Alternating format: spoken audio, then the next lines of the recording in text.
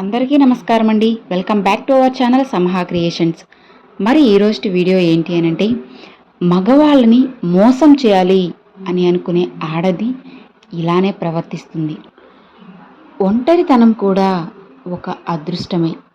ఎందుకంటే ఎవరు కూడా మన దగ్గరకు రాలేరు. ఇంకా బ్రతుకుపై మనకి ఆశ ఉండదు. చావంటే భయమూ ఉండదు. కాదంటారా చెప్పండి?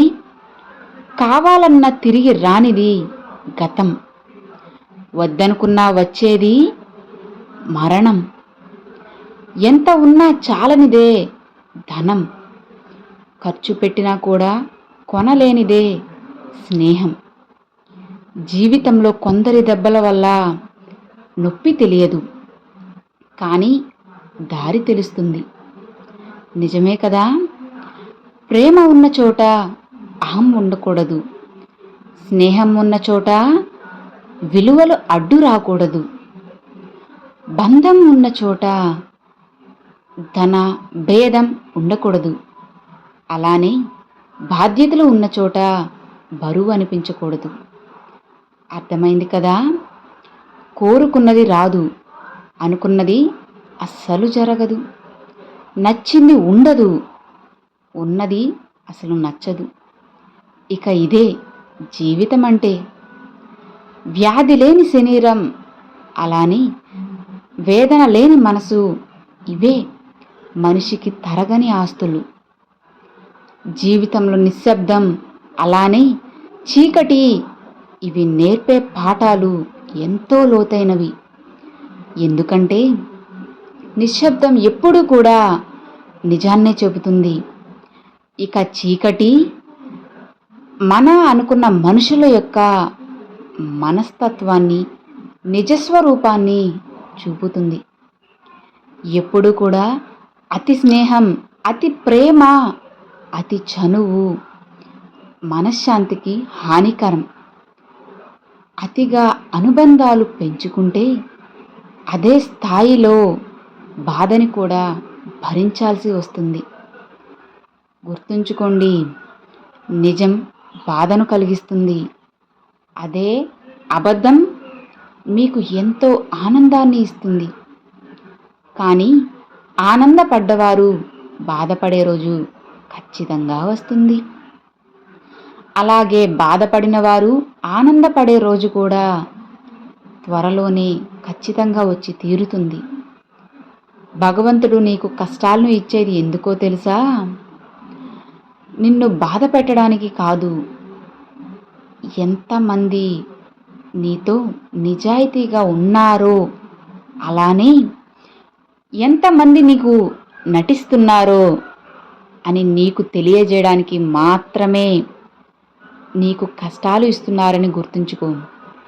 భర్తలను మోసం చేసే భార్యల యొక్క ప్రవర్తన ఎలా ఉంటుందో తెలుసా? వారు తమ భర్తను ఎన్నడూ గౌరవించరు. అలానే వారిని ఎంతో చులకనగా చూస్తూ అందరి ముందు తక్కువ చేసి మాట్లాడుతూ ఉంటారు. తన భర్త యొక్క గౌరవాన్ని సమాజంలో లేకుండా చేస్తారు. సమాజం కూడా తన భర్తని చులకనగా చూసే స్థాయికి వారు దిగజారుస్తారు. భర్త వద్దు అని హెచ్చరించినప్పటికీ కూడా పరపురుషునితో చనువుగా మాట్లాడుతూ ఉంటుంది. భర్త మాటను ఎన్నడూ కూడా అస్సలు లెక్క చేయరు. భర్త తరపు బంధువులను కూడా చాలా చిన్న చూపు చూస్తూ ఉంటారు. వారికి సేవలు చేసేందుకు ఎంతో చిరాకు పడుతుంది. తమ వైపు బంధువులకు మాత్రం తృప్తిగా సేవలు చేస్తూ మనస్ఫూర్తిగా మాట్లాడుతుంది. ఎప్పుడు డబ్బుల గురించే, అలానే అలంకరణ గురించి మాత్రమే ఆలోచిస్తూ ఉంటుంది. తనకు కావలసిన సదుపాయాల విషయాల్లో మాత్రం ఏ మాత్రం లోటు కనిపించినా దూషిస్తుంది, నిందిస్తుంది, అలానే దుర్భాషలాడుతుంది. అంతేకాని అర్థం చేసుకునే మనసు, ప్రేమించే హృదయం వారికి ఎప్పటికీ ఉండదు. ఇలాంటి వారు భర్త పట్ల ఎప్పుడు కూడా అసంతృప్తిగానే ఉంటారు. జాగ్రత్తగా ఉండండి. ఈ సమాజంలో నమ్మేంత మంచివాళ్ళు ఎవ్వరూ లేరు. అలానే నమ్మలేనంత చెడ్డవాళ్ళు కూడా ఎవ్వరూ లేరు. ఈ రోజుల్లో అవసరానికి తగ్గట్టు మారడమే మనిషి లక్షణంగా మారుతుంది. నిజమే కదా?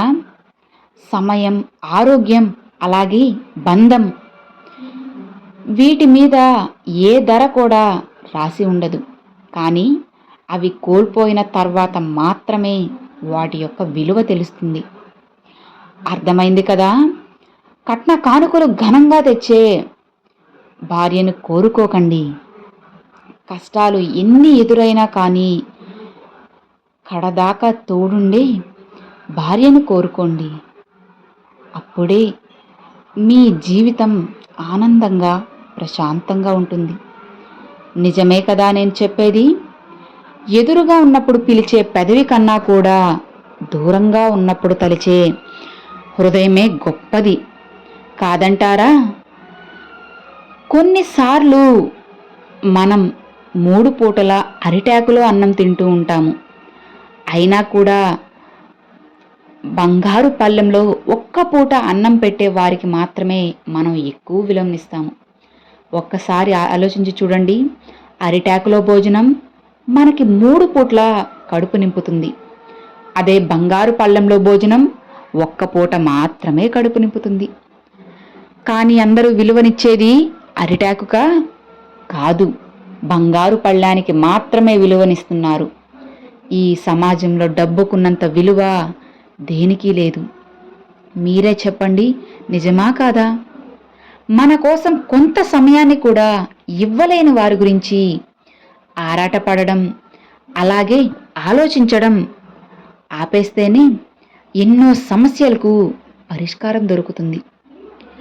ఒకరి ఎదుగుదల చూసి నీకు ఈర్ష, అసూయ, ద్వేషం చెందుతున్నావంటే నీ ఎదుగుదల అక్కడితో అంతమైపోయింది, ఆగిపోయింది అనే అర్థం. కాబట్టి వీలైనంత తొందరగా నిన్ను నువ్వు మార్చుకోకపోతే నీ అనుకున్న వాళ్ళే నిన్ను అసహించుకుంటారు.